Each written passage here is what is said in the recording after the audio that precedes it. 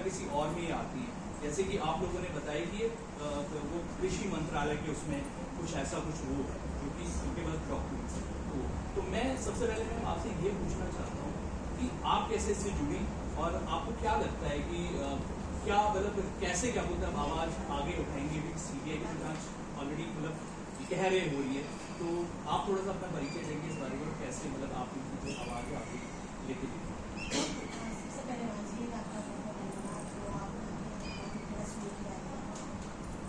भाई मुझे स्पष्ट शब्दों में ये लगता है कि समाज में जो भी क्राइम होता है उसकी प्रॉपर ड्यूटी हमारे शासन प्रशासन में बैठे लोगों की है, उसे रोकना।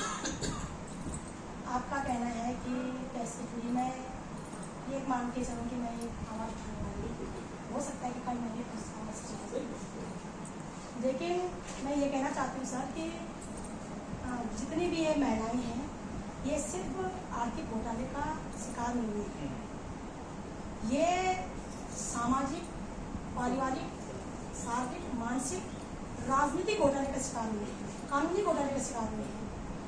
अभी इनको विदेश जाने का ऑफर मिला था कि तुम्हें विदेश बनाया जाए।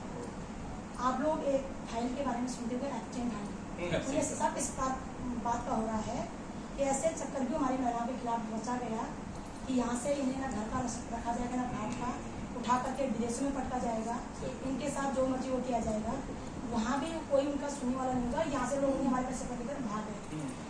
तो मैं इस बात को देखकर बेहद शॉक हूँ कि आप वहाँ जाकर के ये माइंड सेट षड्यंत्र रच रहे हो कि भोली भाली महिलाओं के साथ इस प्रकार का क्रिमिनल क्राइम किया जाए।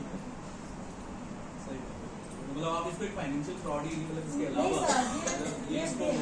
सर, ये बेहद षड्यंत्र है महिलाओं के खिलाफ, वो भी भोली भाली महिलाओं के खिलाफ कि महिलाएं बोल भी ना पाए। मैं कहना चाहती हूँ सर कि जब ये घोटाला हुआ तो सारी महिलाओं के परिवार वालों ने इन्हें कितना टॉर्चर किया सर कि तुमने कैसे जमा कर दिया, क्यों किया, रिश्तेदार सब इनके घरों में मारने के लिए आए।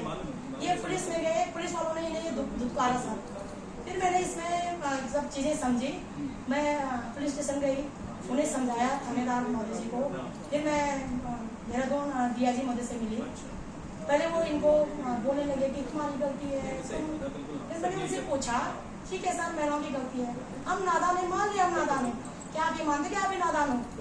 यदि आप नादान हो तो आप इस पद पे क्यों बैठे हुए हो? आपने वर्दियाँ क्यों पहनी हुई है? आप तनख्वाह कैसे ले सकते हो? जब आप नादान हो, बिना क्वालिफिकेशन के, बिना किसी भी काम किए आप कैसे तनख्वाह ले सकते हो? तो मैंने उनसे पूछा सर आप अपनी जिम्मेदारी बताए हमारे प्रति, आपकी और हमारे शासन की हमारे प्रति क्या जिम्मेदारी है?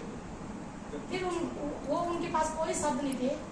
सर हमें 6 महीने लगे CBI जांच को संस्कृति देने के लिए, लगातार सड़कों पे रेड है जिससे सर। फिर CBI जांच में 9 महीने हो चुके हैं, कोई सुनवाई नहीं, अभी झुंझुना है सर।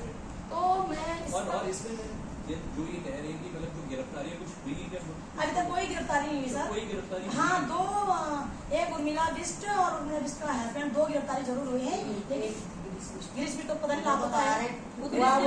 एक जो यहाँ उत्तराखंड में लाया सर, सरगना जो है यहाँ पे, वो गिरीश बिष्ट नाम का व्यक्ति है और कुमाऊं का है। मैं ये भी कहना चाहूंगी दानी से आपने भेदभाव किया, उर्मिला बिष्ट गढ़वाल की थी, उसे जेल में रखा गया लेडीज को, जबकि गिरीश बिष्ट इसको लाया। गिरीश बिष्ट ने उर्मिला बिष्ट का नाम इसमें दर्ज किया, सारी चीजों में उसको जेल डाला, खुद पता नहीं कहाँ घूम रहा है, हमें नहीं पता सर। तो खैर जो दोषी है, तो ये तो मतलब मेरे हिसाब से ये छोटे प्यादे हैं, यही है सर। लेकिन जो बड़े जो होंगे, क्योंकि कंपनी तो इलीगली है ना, मतलब फ्रॉड ही कंपनी है, क्योंकि बिकॉज ऐसा जी सर। मैं तो ये जो क्योंकि ये अब जैसे आप जो कंपनी की जो MD के जो आपने नाम बताया और वो जो फंड मैनेजर वगैरह जो है इनका जो नाम बताया, मेन तो रिस्पॉन्सिबिलिटी इनकी है, तो इनको क्यों नहीं गिरफ्तार किया? वही कह रही सर। तो मैं इसका शब्द में कह रही हूँ कि हमारा दोषी यदि कोई है तो हमारी सरकार जिन्होंने रजिस्ट्रेशन दिया उनको अथॉरिटी दी, और वो समीर अग्रवाल जिसने हमें ठगने के लिए अथॉरिटी ली, ये दोनों हमारे दोषी हैं। और मैं ये कहना चाहती हूँ कि आम आदमी यदि एक ठेली खोलना चाहेगा तो उसे परमिशन लेना पड़ता है, और अगर ठेली यहाँ की परमिशन ली, यहाँ किसका दिया, तो ये हमारे जो शासन प्रशासन आता है उनकी ठेली बुलडोजर से उल्टा पलटा कर देते हैं। सर सरकार भी 5 साल चलती है, और ये उत्तराखंड में 9 साल चल रही थी और भारत देश में 12 साल चल रही थी। ये मल्टी स्टेट सोसाइटी थी, मल्टी स्टेट थी, और भारत देश में 12 साल तक चल रही थी, तो सरकारों को कैसे होश नहीं था? सरकारों ने किस शर्त पे इसको ऑथोरिटी दी, किस शर्त पे अनुमति दी? वो भी फाइनेंसिंग। हो सकता है कि भारत के खिलाफ कर रहा हो, वो भी दुबई में बैठ करके, वो दुबई में बैठ करके भारत के सरकार ने किस शर्त पे उसको ऑथोरिटी दी? यदि दी, उसकी निगरानी क्यों नहीं की? जब निगरानी नहीं की, जब वो भागने की दुस्साहस किया उसने, जब जनता ने त्राहिमाम किया, तो तुरंत कार्रवाई क्यों नहीं की गई? अभी तक 1.5 साल हो चुके हैं, उसे यहाँ क्यों नहीं लाया गया जनता के बीच? और हम सरकार से कुछ नहीं मांग रहे, हम कह रहे कि हमारे 50 अरब, सब ये 800 करोड़ बोल रहे हैं ना, 50 अरब का घोटाला है सर, 5000 करोड़ का घोटाला है ये। यहाँ पे अगर पूछिएगा, किसी के 85 लाख, किसी का 1 करोड़, किसी का 10 करोड़, किसी के 5 करोड़, किसी के 2 करोड़, किसी के, है ना? तो आप बताइएगा सर, इसमें 25,000 एजेंट और 25 लाख ग्राहक उत्तराखंड से, 25,000 एजेंट, 25 लाख ग्राहक, और देश भर में 42 करोड़ लोग हैं। कहाँ गए पैसे बताओ? हमारा पैसा। और मैं कहना चाहूंगी कि इसमें ऑन ड्यूटी सैनिक, सर मैं कहना चाहूंगी कि ये देशद्रोह का केस लगना चाहिए सरकार पे भी। इसमें जो हमारे ऑन ड्यूटी सैनिक हैं, जो रिटायर्ड सैनिक हैं, उनके पैसे लगे हुए हैं, और यदि वो दुबई में बैठा समय अग्रवाल हमारे देश के खिलाफ हमारे पैसों से कुछ करा रहा होगा, जो लगातार आतंकवादी हमले हो रहे हैं, लगातार चीजें हो रहे हैं हमारे पैसों से, तो ये चीजें हैं सर। और सरकार भर के भी ले रही है इस चीज को कि महिलाओं के साथ कुछ भी हो जाए। तो इसके साथ मैं चाहती हूँ कि मैं अभी पूछना चाह रहा हूँ कि इसके पीछे मतलब कि आप राष्ट्रपति महोदय से मिलना चाह रही है, मतलब इसके पीछे क्या मतलब? 1.5 सालों से एरिया घिसती है, ऐसा कोई विभाग नहीं जहाँ हम नहीं पहुँचे, ऐसा कोई मंत्रालय नहीं जहाँ हमने पत्र नहीं लिखे। इवन हमने गृह मंत्रालय जी को, अपने प्रधानमंत्री जी को, अपने कृषि मंत्री जी को सब जगह पत्र भेज दिए। तो मैं 370 किलोमीटर पैदल चल के आई, फिर मैं पहुँच गई, वो पत्र क्यों नहीं पहुँचा अब तक? और मैं महामहिम राष्ट्रपति महोदय से कहना चाहूंगी, तलब कीजिएगा, पूछेगा केंद्र सरकार को, पूछेगा राज्य सरकार को कि जनता के प्रति आपकी क्या रिस्पॉन्सिबिलिटीज है, और जो है वो निभाई क्यों नहीं जा रही है, किसकी जिम्मेदारी है? सर हमारी न्याय सुरक्षा, हमारी आर्थिक सुरक्षा किसकी जिम्मेदारी है सर? और जिसकी जिम्मेदारी है वो जिम्मेदार लोग जिम्मेदारी क्यों नहीं निभा पा रहे हैं, नहीं निभा पा रहे हैं, तो पद तक खाली कीजिएगा सर। क्योंकि ये ऐसा मतलब 1 या 2 मामला नहीं है, ये नेशनल सिक्योरिटी का मामला है, माँ बहन बेटियों का सिक्योरिटी का मामला है, हमारी आर्थिक सिक्योरिटी का मामला है। ये पूरे जो अर्थव्यवस्था है ना सर, वो डगमगा चुके हैं ऐसे तमाम प्रकार के घोटालों से।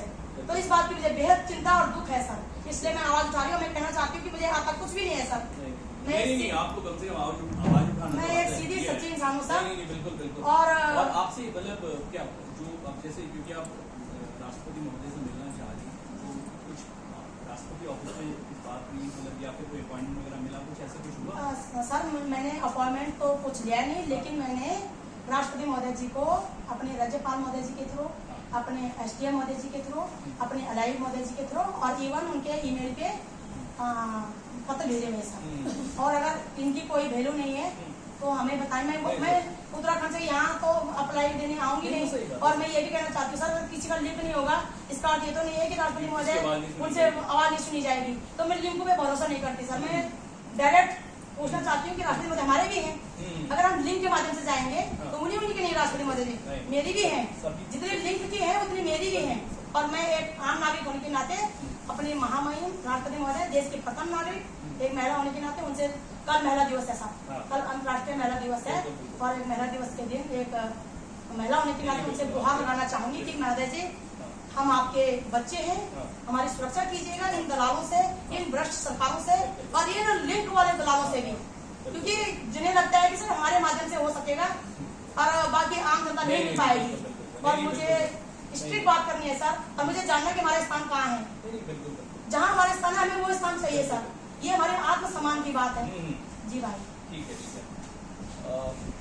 धन्यवाद। जो आपकी जो आवाज वो सुनी जाएगी और जो परेशानियां हैं उससे हम जल्दी बाहर निकलेंगे, और कम से कम सरकार को यह जरूर दिखाने चाहिए एक ऐसा एक्शन लेकर के ऐसी जो कंपनीज हैं जो कि इस प्रकार के जो फ्रॉड करती हैं, जिससे कि कम से कम आगे जो घर है वो बर्बाद हो। क्योंकि बहुत मतलब ये बिल्कुल आपने जो शुरुआत में जो बात बोली है, पहले ये सिर्फ एक आर्थिक अपराध ही नहीं है, सामाजिक है, मानसिक है, क्योंकि आप सबके लिए मानसिक रूप से खड़ा होना और ये लड़ाई लड़ने बहुत हिम्मत की बात है। क्योंकि बहुत सारे जो लोग हैं आत्महत्या करने वाले, मुझे मालूम, और मैं तो जरूर इसीलिए क्या बोलती, क्योंकि आप सब लोग एक दूसरे के साथ हैं, वो सब कुछ है, और क्योंकि ये जो फ्रॉड हुआ है इसका आप सब लोगों के साथ हुआ है, तो इसलिए प्लीज क्या बोलते हैं आप एक तो आप अपना भी प्लीज ध्यान रखें कि वो लड़ाई तभी लड़ी सर जाएगी जब हम लोग एक साथ इकट्ठा बिल्कुल। होते हैं सर तब हाँ। हमें थोड़ा हिम्मत थोड़ा होती है, हिम्मत साथ होती है, होते हैं बिल्कुल, सर। हाँ। लेकिन जब हम अपने अपने घरों में जाते हैं सर तब हमारा इतना तनाव इतना हो नहीं, जाता है सर, हम कुछ नहीं देखा, घर वाले नहीं। हमारा बर्बाद हो चुका है सर।